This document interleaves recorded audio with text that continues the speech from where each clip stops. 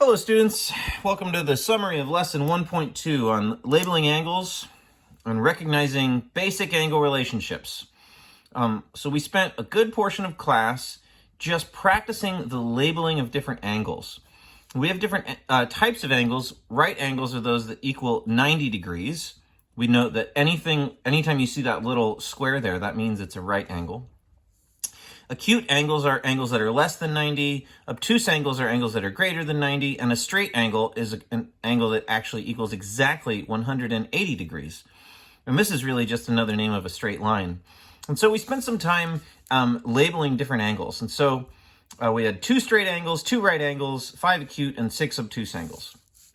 The really important thing to note is that when you name an angle, you need to use 3 letters to name that angle. So for instance, this right angle here, I could start at point S and call it angle SLM because I'm going to go in order around the angle like that. I could call it SLM. I could also call it angle MLS, as long as you do them in order. So this first right angle is angle SLM, and the next right angle is this one over here. Because I have this straight angle that's a straight line, which is SLP. And a straight angle, as you probably know, is a 180 degree angle. So I'm going to label that one angle SLP. But since that's a straight angle, and this is a 90 degree angle, then this one over here has to also be 90 degrees. So we'll call this angle PLM. Okay, so that's angle PLM. And let's see, I have a straight angle here, but see, that's a straight line. There's 3 collinear points, Q, L, and N. So another straight angle is angle QLN. The acute and obtuse angles they're not that hard to find. Let's start with the acute angles. Any angle that's less than 90 degrees is an acute angle. So take, for instance, this angle here. That's MLN. So I'll write angle MLN. I have another one here. That's angle PLN. So that's angle PLN. What are the other acute angles? Well, here's an acute angle. That would be SLR. So angle SLR and angle QLR. Angle QLR. And then it's important to note that there is a larger angle here, right? This ray LR is going through the center of this angle, but this angle SLQ is an angle that is acute. So that was another one, SLQ. Did you note that I'm writing an angle symbol before every single one of these angles? That's an important thing that you need. Whenever you're labeling an object, you have to let the reader know what kind of object it is. And this right here is the angle symbol. The obtuse angles are the angles that are greater than 90. So here's one, SLN, right? That is an obtuse angle because I have 90 plus a little bit more. So angle SLN. I could do the same and go RLN. So angle RLN. I have angle RLM is also obtuse. So RLM. I could do angle QLM. That's an obtuse angle there. That's much greater than 90. Angle QLM. Angle QLP. Angle QLP. And there must be one more. Oh, RLP. RLP. This angle here is obtuse. So angle RLP. All right, so we took some time to list all of these angles, and you can pause it here and then check the diagram if you need to. The other thing we talked about was an angle bisector. So it says which 3 angles are bisected. Remember that this word bisect means to cut into 2 congruent pieces.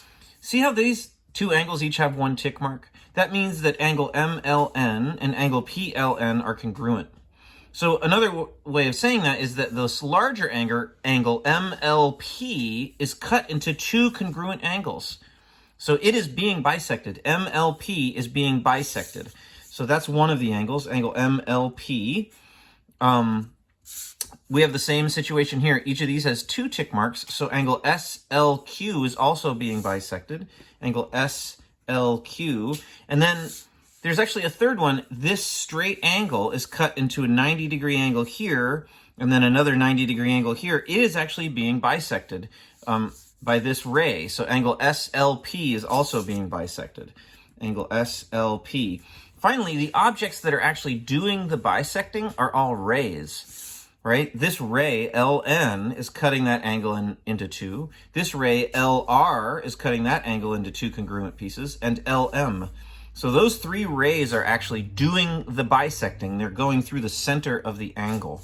So those rays were LN, LR, and LM. All of those rays did bisecting.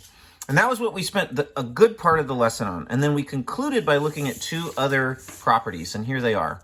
The first is the linear set property. Notice that I have two angles here. There's an angle XYA, this one, and another angle here, AYZ, which is this one.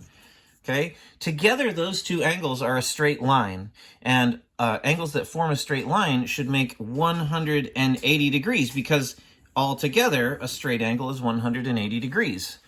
A linear set of angles is any set of angles that together form a straight line.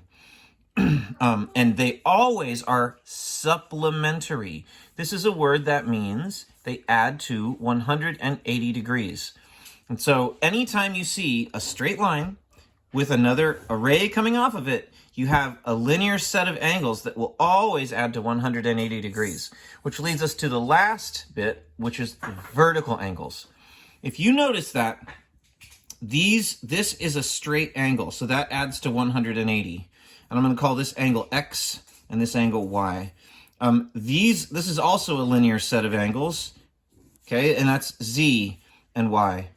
Well, since they both add to 180, since X plus Y equals 180, and since Z plus Y equals 180, they both equal 180, they both have a Y in them.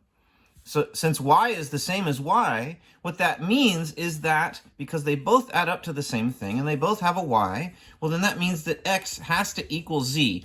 In other words, these angles that are across from each other, this one here and this one here, are congruent. They have to be congruent. Vertical angles are always congruent, and vertical angles occur whenever you have two lines that intersect. The angles that are across from each other will always be congruent. So these two angles are congruent, and these two angles are congruent. I hope that was helpful, and hopefully you can use it to do the exit ticket.